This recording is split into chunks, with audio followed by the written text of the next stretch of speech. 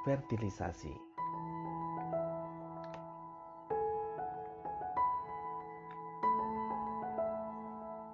Fertilisasi adalah peristiwa bertemunya sel telur dengan sel sperma.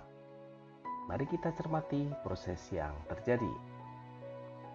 Pertama, sperma masuk melalui vagina, menembus ke dalam lubang serviks, ke dalam rahim, dan akhirnya menuju ke dalam tuba falopi, di mana di dalam tuba falopi sudah tersedia sel telur yang siap untuk dibuahi. Banyak sperma yang datang, tetapi hanya satu sperma saja yang dapat menembus dinding sel telur. Setelah ditembus oleh satu sperma, maka dinding sel telur akan mengeras sehingga sel sperma yang lain tidak dapat masuk ke dalam sel telur.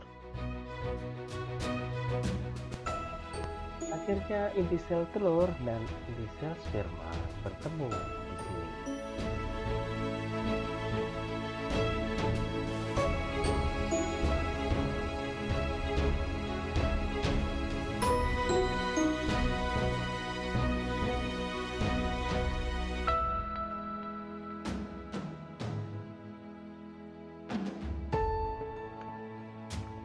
Materi genetik berupa kromosom dari sel telur kemudian melakukan pembelahan secara meiosis tahap kedua, yang akhirnya diperoleh sel yang bersifat haploid atau N. Sel yang bersifat haploid atau N ini kemudian akan bertemu dengan sel haploid yang berasal dari sel sperma. Maka bersatulah materi genetik, setengah dari sifat ayah dan setengah dari sifat ibu.